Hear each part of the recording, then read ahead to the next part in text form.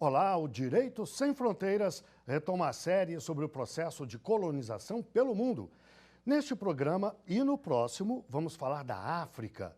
Muitos dos países europeus tiveram colônias africanas: Inglaterra, França, Holanda, Bélgica. Mas hoje vamos nos concentrar em Portugal, Espanha, Itália e Alemanha e em algumas das antigas colônias desses países, como Angola, Guiné Equatorial, Somália e Namíbia. Vamos acompanhar agora uma pequena reportagem. Um continente inteiro dominado e explorado por 8 países europeus. Só 2 territórios não foram colonizados, os que hoje correspondem à Libéria e à Etiópia. Portugal e Espanha, países que primeiro dominaram as técnicas das grandes navegações, foram os pioneiros na exploração do continente africano. Mas, no princípio, os 2 europeus se limitavam à costa, em pontos específicos. Mais tarde, chegaram a colonizar 8 territórios. Já Itália e Alemanha chegaram muito depois, já no final do século XIX, começo do XX, e somados colonizaram um número menor, 5 regiões. Para falar sobre esse assunto, vamos conversar com Cláudio Honorato, historiador e coordenador de pós-graduação em História da África do Instituto Pretos Novos. Também está conosco André Ricardo dos Santos Lopes, advogado e pesquisador do Centro Internacional de Direitos Humanos de São Paulo, da Academia Paulista de Direito. Muito obrigado aos dois pela participação no Direito Sem Fronteiras. Eu quero começar com uma pergunta para o professor Cláudio. Eu pediria ao senhor para dimensionar a ligação entre as chamadas grandes navegações e a colonização da África. Essa questão está intrinsecamente ligada, que o processo que vai culminar, né, no imperialismo europeu, né, que a gente chama grosso modo, pode-se dizer que ele tem um início aí com as grandes navegações, momento que a Europa toma um contato mais efetivo com a África, né? Então, tem-se a ideia de que a África era um continente isolado, um continente fechado, mas, na verdade, a dificuldade era a barreira do Atlântico, e essa dificuldade era dos europeus, não dos africanos. Mas, nesse momento, Portugal é pioneiro, mas esse pioneirismo português está relacionado à questão da ciência da época, está relacionado ao conhecimento náutico que você citou, né? Toda essa questão, os portugueses já tinham feito, né, algumas viagens de circunnavegação, eles contrataram imediatamente os padres jesuítas, que não é só pela catequese, os padres jesuítas eram cientistas da época, eles eram matemáticos, a sua grande maioria, geógrafos, eles eram oceanógrafos, eles sabiam confeccionar mapas, eles faziam cálculos de longitude, latitude, então isso fez com que Portugal se adiantasse à Espanha nessa questão por conta da escola de Sagres, por conta... É preciso lembrar uma coisa importante, quando a gente fala dessa questão dos portugueses como náuticos, navegadores, preciso lembrar que essa marinha dessa escola de Sagres, ela tem italianos, ela tem genoveses, ela tem muito cristão novo, judeu, ali, muito financiamento, essa burguesia mercantil portuguesa que nasce lá com o mestre de Avis, né, tem muito cristão novo, e muito cristão novo fazendo tráfico de escravos, inclusive fornecendo escravos para a Espanha nesse primeiro momento. Os grandes contratadores, né, vão ser cristãos novos que vão fornecer esses escravos para a Espanha, que é o primeiro grande espaço onde vai se levar essa mercadoria humana. Tá? E Portugal tem esse pioneirismo por conta desse conhecimento científico da época, conhecimento de navegação, mas não tem exército. E o que vai acontecer? Né? Por uma série de opções que Portugal faz, né? Se discute que esse pioneirismo português do 16, Portugal é arcaico no 18, eu discordo, existe uma historiografia, né, inclusive portuguesa, que tenta, né, difamar Portugal, mas você imagina meia dúzia de portugueses, eu costumo brincar, né, meia dúzia de portugueses de calças curtas, de tamanco e camiseta. Não era bem assim, mas eu costumo brincar porque a imagem que a gente tem dos portugueses aqui no Brasil, donos de padaria, mas então esses caras inventaram a nota promissória, a letra de câmbio, esses caras globalizaram o mundo da época. Se fala em globalização hoje, mas esses caras globalizaram o mundo, esses caras saíram de Ceuta, foram a Timor. Você falou aí, eles cruzaram todo o Atlântico e adentraram o Índico e chegaram na China. Tá? Mas quando eles chegaram lá, eles já encontraram italianos lá, né? Tem a famosa história do Marco Polo, tudo mais. Então perceba que esse empreendimento comercial que está acontecendo na Índia, né, ele é cobiçado por todo mundo. Porque a Índia é o grande espaço do comércio, onde a riqueza está. Por isso Portugal se demora tanto a se voltar para o Brasil e as pessoas não compreendem isso. Eles estão investindo aonde está dando certo. É quando não começa mais a dar certo que eles começam a se voltar para o Brasil, e por que não encontrar quem atrás imediatamente também. São várias outras variáveis que a gente pode colocar. E em que medida, na avaliação do senhor, as riquezas extraídas, espoliadas da África pelos europeus contribuíram para a chamada Revolução Industrial e para o desenvolvimento do capitalismo? Contribuiu completamente. Em grande parte, esse acúmulo de riquezas que a gente vai observar, que vai depois desembocar nas revoluções industriais, em grande parte se deve a essa exploração da África e da América também, né? Do acúmulo de minerais que foi pego, tanto do ouro da África, como também da prata de Potosí, fora também o lucro, né? Todo esse acúmulo que a gente observava no metalismo, né, no mercantilismo desse início do capitalismo no século XV, XVI, com que a gente vê dessa expansão marítima, é esse acúmulo de riquezas que vai financiar, que vai proporcionar mais para frente as revoluções industriais. Ainda que seja, né, o pioneiro da Revolução Industrial seja a Inglaterra, né, nesse momento, a gente está falando de Portugal e Espanha, mas ainda assim fez parte de toda a riqueza que passou a circular dentro da Europa, né? Tanto que até teve uma grande crise econômica por causa da prata que chegava de Potosí, porque a prata começou a perder valor de tanto metal que chegava das Américas e, enfim, da exploração de riqueza da África e também dos lucros que eles obtinham com o tráfico de escravos. Professor Cláudio, a gente sabe que em todos os processos de colonização pelo mundo, na América do Norte, na América Latina, na China, na Índia e na África, houve muita violência, crueldade, massacres, genocídios.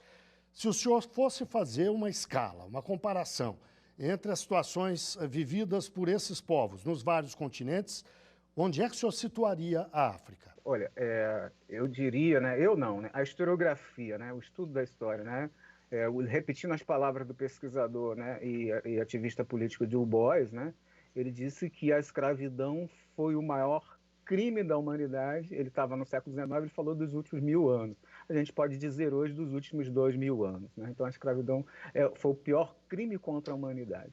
E se a gente vir para o século XIX, a gente vai ver que os campos de concentração da Namíbia, né, mantido pelos alemães, que na verdade não são campos de concentração, a gente tem ideia de campo de concentração teve no mundo inteiro, na Europa. O campo de concentração é um dos projetos da eugenia, né, do tal bem nascer, do que vai derivar do darwinismo, que vai dar no darwinismo social. Inclusive no Brasil teve campo de concentração. Os alemães, eles inovaram, eles criaram campos de extermínio. Os campos da Namíbia e alguns campos na Alemanha, na época do Holocausto nazista, eles são campos de extermínio, como Auschwitz, por exemplo. Então, essa questão fundamental. A gente, quando se fala em genocídio ou Holocausto, pensa-se logo no episódio dos judeus, que não vamos diminuir aqui, que foi um crime, né, violento, mas a gente percebe que se esquece que todo esse processo está sendo gestado a partir do século XVIII, intensifica no XIX, principalmente a partir de 1850, com a publicação da obra de Darwin, que eu não me lembro bem se é 1850 ou 1853, mas é por aí. Tá? E aí, nesse processo, né, surge uma série de discussões sobre o conceito de raça, que já está sendo colocado em pauta a partir do iluminismo, lá com Corvier e uma série de outros outros autores, Augusto Conte discutindo algumas questões também ligadas a essa questão dentro do positivismo, dentro do evolucionismo, que tá inserida a obra de Darwin, e o que vai acontecer? O que vai acontecer é que, com a obra de Darwin, os caras vão passar a entender que existe, assim como uma minhoca, né, nessa cadeia genética, ela é inferior ao leão nesse processo, eles vão fazer isso com as raças humanas. Então, eles vão dizer que existem raças humanas e que o branco europeu, que está num país de clima temperado, ele é mais racional, ele é mais inteligente e ele é superior aos outros. Não só superior em inteligência, né, mas superior também em força física. Então todos esse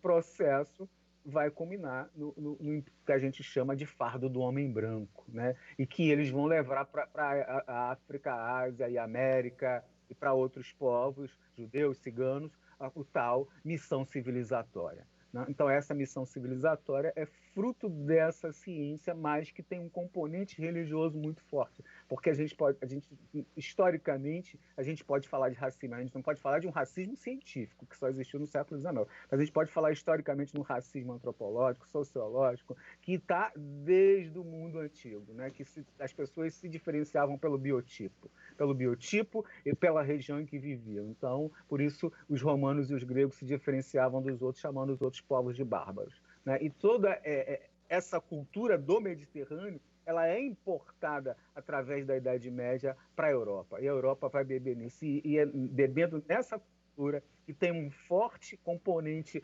judaico-cristão, né? Da religião cristã, vai fornecer matéria-prima para criar-se o racismo científico. Nós vamos fazer agora um breve intervalo, mas eu quero deixar uma pergunta no ar para o André responder no próximo bloco. O professor Cláudio André acaba de citar a Alemanha, a experiência na Namíbia. A Alemanha, ao lado da Itália, foram dois países com formação tardia do seu Estado Nacional, entraram atrasadas na corrida pelas colônias na África. E aí eu queria discutir isso no próximo bloco.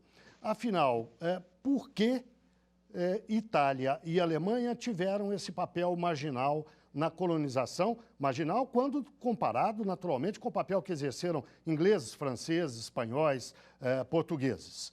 Mas no próximo bloco, já, portanto, a gente volta, vamos fazer um breve intervalo e o Direito Sem Fronteiras já volta.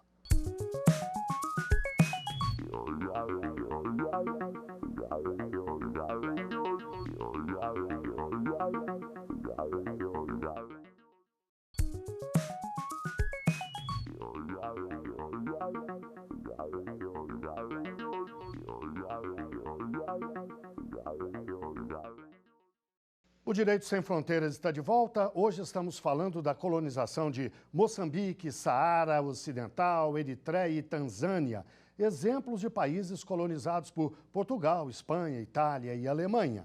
O nosso programa entrevista hoje dois especialistas no assunto. No bloco anterior, eu perguntei ao André por que Itália e Alemanha entraram atrasados na corrida pela colonização da África.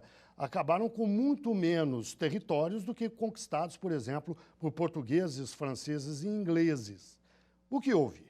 Da mesma forma que a gente tinha comentado, né, dessa formação do Estado português, do Estado espanhol, que ajudou a dar esse impulso para a expansão marítima de Portugal e Espanha, para além de outros fatores de localização geográfica, a Alemanha e a Itália, eles são estados nacionais tardios. Eles se encontravam fragmentados. A Alemanha mesmo, ela, depois do fim do Sacro Império Romano Germânico, em 1806, ela estava fragmentada em vários principados que, enfim, tinham políticas autônomas e então eles não conseguiram dar esse passo para obter colônias na África. Claro que eles faziam parte da economia, existiam vários mercenários alemães que participavam da colonização, principalmente com a Holanda, como o próprio o João Maurício de Nassau, que a gente conhece bem na história do Brasil, mas ainda assim a Alemanha não existia. A gente não pode falar em Alemanha antes do século XIX. Ela só vai se unificar como um Estado nacional após a Guerra Franco-Prussiana, só em 1871. Então, a partir daí, eles vão partir para essa necessidade de obter colônias de qualquer jeito. Eles Alemanha... ocuparam, até onde sei, a Namíbia e a Tanzânia. A antiga Tanganica, hoje território que pertence à Tanzânia, é isso mesmo, né? A Alemanha, ela, depois da Conferência de Berlim, ela ficou com o leste africano-alemão, que é a atual Tanzânia, o sudoeste africano-alemão, que é a atual Namíbia, com a Togolândia, que é o atual Togo, e com os Camarões. Os Camarões não eram colonizados pelos franceses? Não. Pelo menos no momento da Conferência de Berlim, Camarões ficou com a Alemanha e, inclusive, eles tinham alguns conflitos na Conferência de Berlim de determinação de fronteiras. Então, para além do atual Camarões, a Alemanha ficou com pequenas partes também da República Centro-Africana, do Gabão, do Chad e do Congo-Brazzaville. Já a Itália ocupou a Eritreia e Somália, é isso? A Itália, ela se voltou para o chifre da África. Ela ocupou a Eritreia, a Somália e chegou a ocupar a Líbia também, em certo momento. E ela teve algumas tentativas de anexar a Etiópia também. Professor Cláudio, o André citou a Conferência de Berlim, eu gostaria que o senhor falasse sobre ela, porque esse é um momento decisivo da colonização da África, quando os países, as potências europeias se sentaram e disseram, vamos dividir aqui, isso é meu, isso é seu. Eu gostaria que o senhor contasse como é que se deu esse episódio e as consequências dele. Portugal já tinha sinalizado a ideia de uma conferência internacional, e aí o Otto von Bismarck se antecipa e convoca a Conferência, né, de Berlim. Os portugueses saem bastante blindados, porque eles são os últimos a serem convidados, né, nessa questão. Tá? E aí a Conferência de Berlim é uma tentativa de resolver as questões pela diplomacia para que as potências europeias não cheguem à guerra.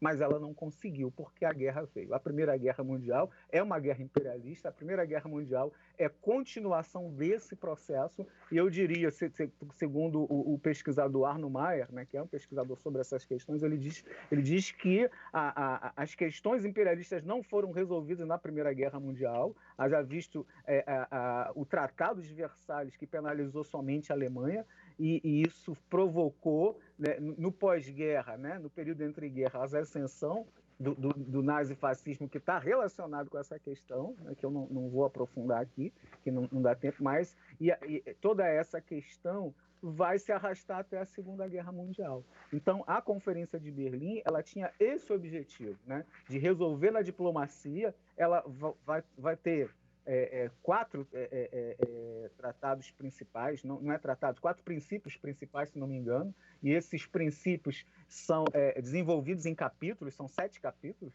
que não dá para desenvolver esses capítulos, e esses capítulos falam justamente da forma como que o continente africano será partilhado, né? Aqueles estados que já estavam ocupados, eles vão permanecer com aqueles que ocuparam primeiro, e havia os estados que não havia ainda sido ocupado, que poderia ser daqueles que ocuparam primeiro, mas em muitos momentos eles não respeitaram isso, e haviam também os estados neutros, os protetorados. Então,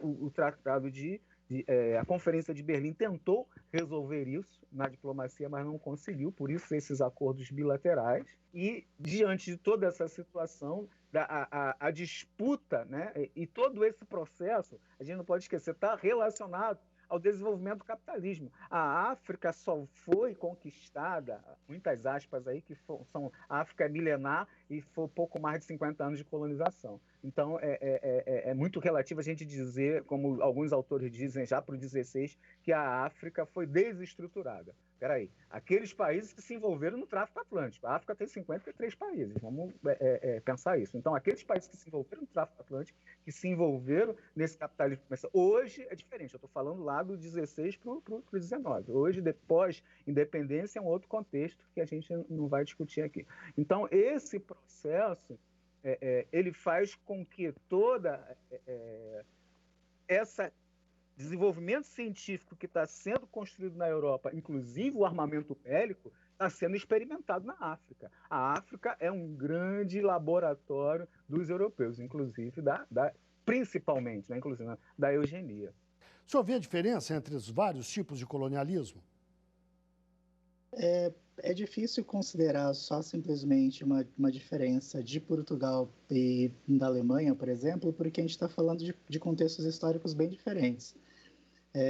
A colonização, né, de Portugal, ela se dá no momento do mercantilismo, no século XVI, e mais para frente a gente vai ver com o neocolonialismo um outro perfil, que é um perfil, inclusive, que a gente vê Portugal fazer muito próximo da Alemanha. A própria Conferência de Berlim, ela tinha um dos princípios dela, o princípio da efetividade, que é baseado na ocupação efetiva. Então, não se podia mais pensar numa colonização como era feito por Portugal no século XVI, por exemplo, que era uma colonização de entrepostos comerciais.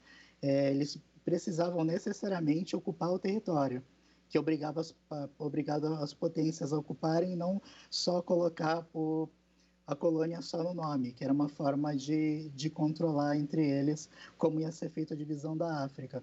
Então, mais para frente, o que a gente vai ver em Portugal, nas colônias portuguesas, Angola, Moçambique, é muito próximo do que a gente vai ver também que a Alemanha fez nas colônias dela, na Namíbia, na Tanzânia. Também houve crueldade igual, não dá para se pensar que existem fatores de diferenças culturais ou algo desse tipo nesse caso. Professor Cláudio, os dias de hoje, quais as marcas que a colonização deixou na África? A situação, as dificuldades que os africanos vivem hoje, em diferentes medidas em vários países. Que responsabilidade a colonização tem nisso exatamente? Olha, a África, ela tem para com a Europa, né, uma reparação a ser efetivamente pleiteada. Alguns países, inclusive, já pleiteiam isso, inclusive com a Alemanha, o caso da Namíbia. Tá? A Europa tem uma dívida muito grande com a África nesse processo.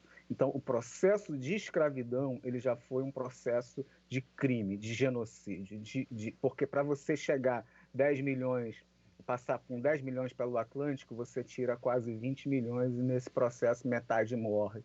Então, se você pensar que são 10 milhões pelo Atlântico, nesses quase 400 anos, e são mais 10 pelo Índico, e aí a gente pensa naqueles que morreram. Então, aqueles que dizem, os autores mais exacerbados, dizem que foram 100 milhões de africanos.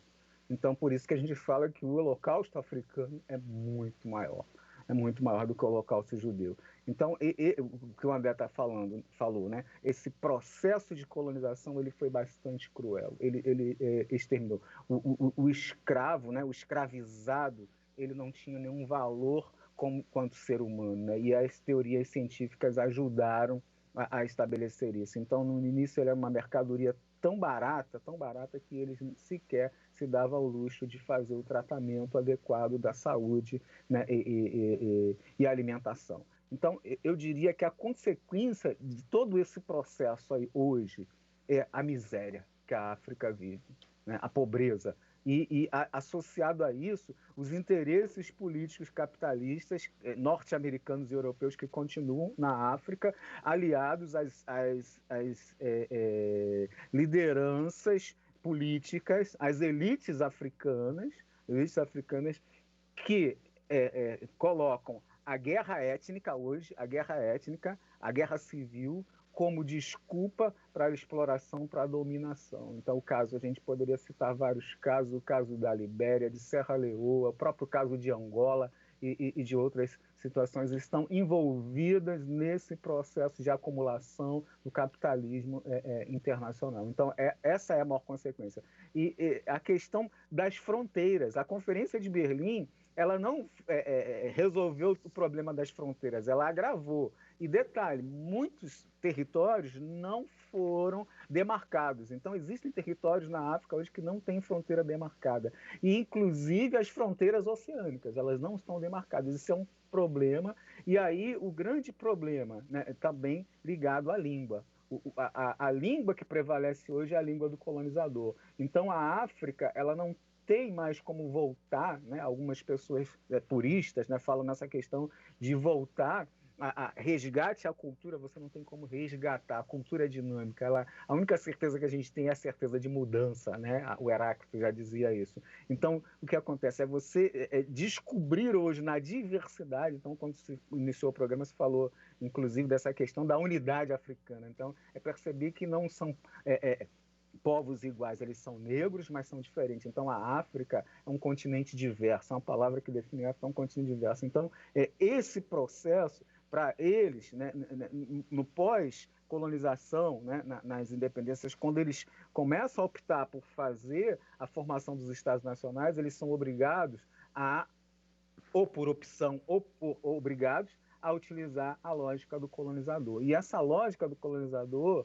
ela vai agravar os processos, os conflitos. A gente pode, eu citei, né, a Serra Leoa, mas aí o mais emblemático para mim é o conflito de Ruanda, lá onde os belgas estiveram durante muitos anos e que pegou duas etnias e criou-se uma rivalidade. Eles eram inimigos, né? Eles tinham rivalidades, mas eles casavam entre si, eles tinham relações comerciais. E após a colonização, todo esse processo gringolou numa guerra fratricida. Os caras mataram uns aos outros a facadas no meio da rua, a facões, uma coisa terrível. No mesmo momento que estava acontecendo a guerra da Iugoslávia, que a ONU, né, abandonou a África, enquanto a OTAN estava tentando resolver os conflitos na guerra da Iugoslávia. Então a África foi abandonada, mais uma vez, à sua própria sorte. André, o professor citou a reparação no caso Namíbia e Alemanha. Caberia reparação em outros países do ponto de vista do direito? Ou isso é uma quimera, a questão é política e não seria resolvida de outra forma? Eu acredito que, mesmo do ponto de vista do direito, caberia, sim, várias formas de reparação.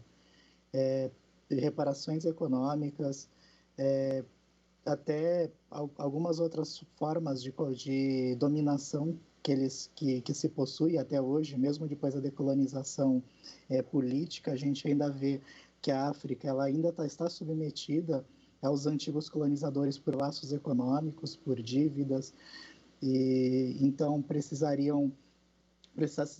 se pensar em toda uma estrutura jurídica para acabar com essa dependência econômica que a África tem do colonizador, para aliviar essas dívidas e entre outras coisas mais. Além disso, também tem outras reparações até no campo dos direitos culturais, dos roubos das riquezas culturais, por exemplo, que a gente vê nos museus de Londres e Paris, que hoje muitos países que foram colonizados na África, na Ásia, até mesmo na Europa, eles estão pedindo de volta essa riqueza do patrimônio cultural material que foi roubado deles. Bem, o Direito Sem Fronteiras de hoje chega ao fim. Eu agradeço a participação do professor Cláudio Honorato e do pesquisador André Ricardo dos Santos Lopes.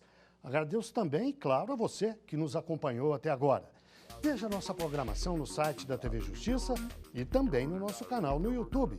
O nosso e-mail é direitosemfronteiras@stf.jus.br. Até o próximo programa.